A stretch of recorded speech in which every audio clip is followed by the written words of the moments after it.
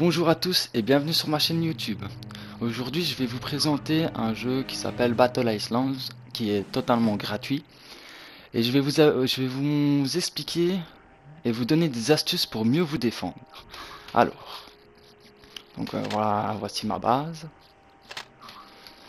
Euh, Comme vous pouvez le voir, chaque bâtiment est fortifié mais n'est collé à aucun autre bâtiment. Comme vous pouvez le voir, regardez, fortifié, 4 côtés, 4 côtés, 4 côtés. Les 4 côtés du bâtiment sont toujours fortifiés. Ne jamais, ce qu'il faut jamais faire, c'est coller les bâtiments fortifiés l'un à l'autre. Regardez, je vous montre pourquoi.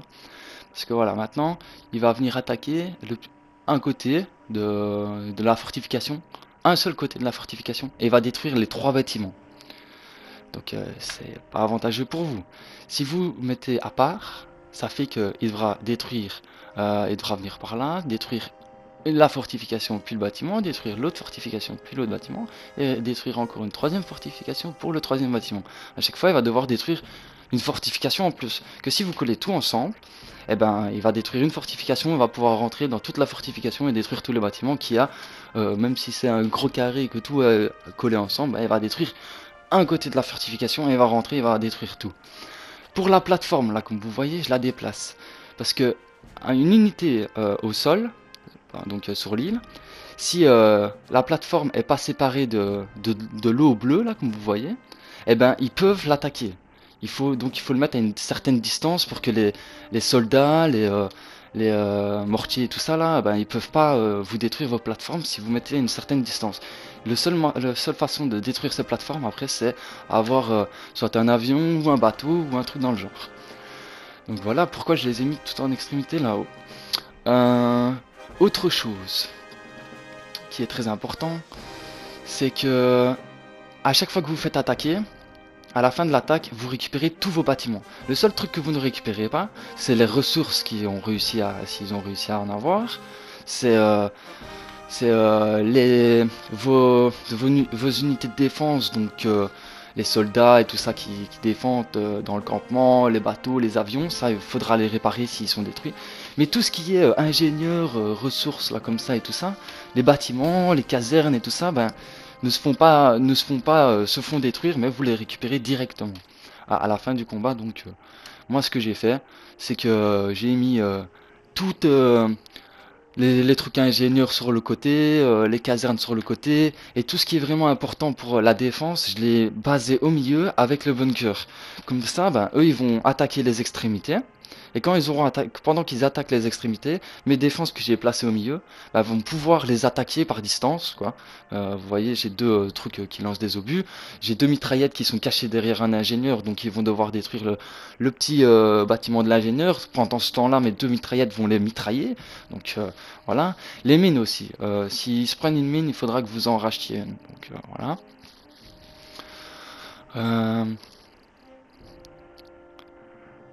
Voilà, faites bien, disposez bien vos bâtiments en fonction de ce que je viens de vous dire. Comme ça, c'est la meilleure solution. Les gens auront peur de vous attaquer carrément.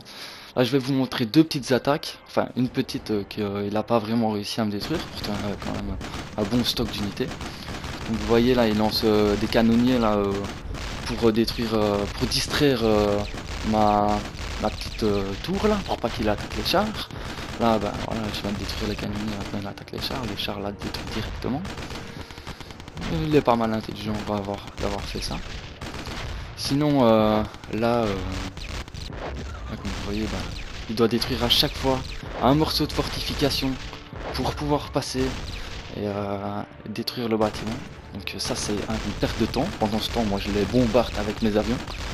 Comme vous voyez, il attaque les trucs qui ne sont pas essentiels, parce que je vais les récupérer. Dès que l'attaque sera finie, je les récupère comme si rien ne s'était passé. Donc tout ce qu'il a détruit là pour l'instant, j'ai rien perdu à part 49 de ressources. Donc voilà. Là c'est une perte de temps pour lui, une perte d'argent, une perte... Voilà. C'est une attaque un peu nulle. Faut franchement le dire, elle est vraiment nulle son attaque. Par contre, la prochaine attaque que je vais avoir, que je vais vous montrer, c'est assez balèze. Donc voilà. Là il attaque, et voilà, là je l'ai détruit. J'ai gagné.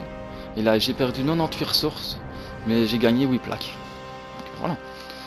Là le deuxième, il m'a pris 83% de toute mon île. Hein.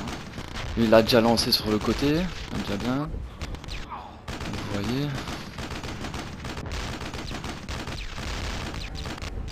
Il est niveau 14, je suis niveau 12. Empêcher les francs. Hein. Mais son attaque va bien aboutir à quelque chose. Donc, ouais, il a lancé des attaques vers le haut. Là, regardez, les chars a réussi à détruire ma plateforme. Donc, j'ai été frustré quand j'ai vu ça. Parce que je l'ai pas assez déplacé un peu plus. Donc, là, je l'ai redéplacé, je l'ai mis un peu plus dans l'océan. Un peu plus loin. Comme ça, même les chars, ils savent pas détruire ma plateforme. Les canonniers là en bas, ils sont détruits, voilà. Les chars là, ils vont détruire mon bunker.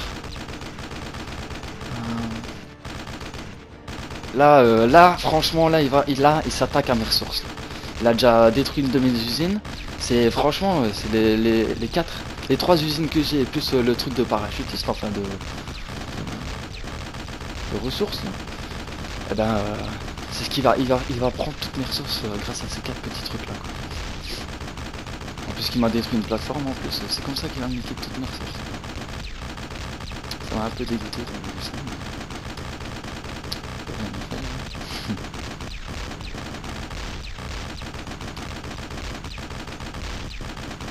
Voilà, et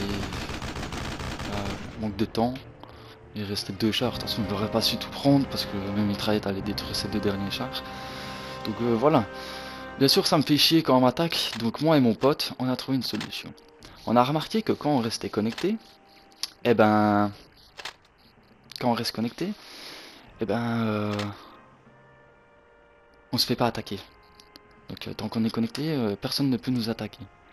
Donc on s'est dit on va trouver une solution.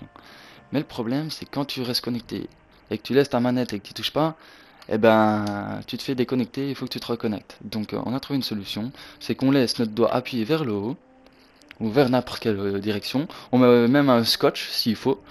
Comme ça, vous pouvez laisser la manette de côté. Et on ne se fait pas déconnecter, donc impossible.